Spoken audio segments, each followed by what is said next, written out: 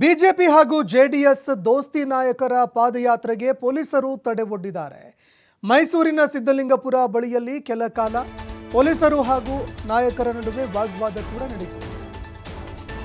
ದೋಸ್ತಿ ನಾಯಕರ ಪಾದಯಾತ್ರೆಗೆ ಪೊಲೀಸರು ತಡೆ ಒಡ್ತಾ ಇದ್ದಂತೆ ಕೆಲ ಕಾಲ ವಾಗ್ವಾದ ಕೂಡ ನಡೆಯಿತು.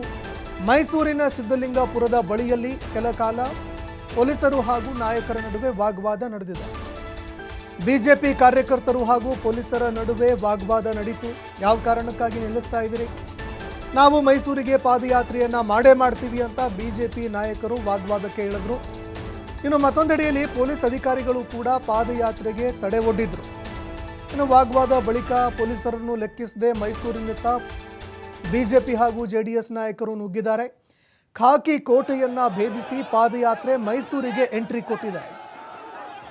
ಇನ್ನು ಖಾಕಿ ಪಡೆ ಸಾಕಷ್ಟು ಈ ಒಂದು ಪಾದಯಾತ್ರೆಗೆ ತಡೆ ಒಡ್ಡಿತು. ಅದೇ ರೀತಿಯಾಗಿ ನಾಯಕರು ಮೈಸೂರಿಗೆ ಪ್ರವೇಶ ಮಾಡದಂತೆ, ಕಾರ್ಯಕರ್ತರು ಮೈಸೂರಿಗೆ ಪ್ರವೇಶ ಮಾಡದಂತೆ ತಡೆ ಒಡ್ಡಿದ್ರು. ಆದರೂ ಕೇಳದೆ ಬಿಜೆಪಿ ನಾಯಕರು ಹಾಗೂ ಜೆಡಿಎಸ್ ನಾಯಕರು ಕಾರ್ಯಕರ್ತರು ಪೊಲೀಸರ ಜೊತೆಗೆ ಸಂಘರ್ಷಕ್ಕೂ ಕೂಡ ಇಳಿದ್ರು. ಕೆಲ ಕಾಲ ನೂಕು ನುಗ್ಗಲು ಉಂಟಾಗಿ ಒಂದು ಗೊಂದಲದ ವಾತಾವರಣ ಕೂಡ ಉಂಟಾಗಿತ್ತು. ಇದಾದ ಬಳಿಕ ಬಿಜೆಪಿ ನಾಯಕರು ಪೊಲೀಸರ ಒಂದು ಭದ್ರತೆ ತಡೆಯ ಬಳಿಕವೂ ಕೂಡ ಯಾವುದನ್ನು ಲೆಕ್ಕಿಸದೆ ಮೈಸೂರಿಗೆ ಪಾದಯಾತ್ರೆಯನ್ನು ಮುಂದುವರಿಸಿದ್ದಾರೆ.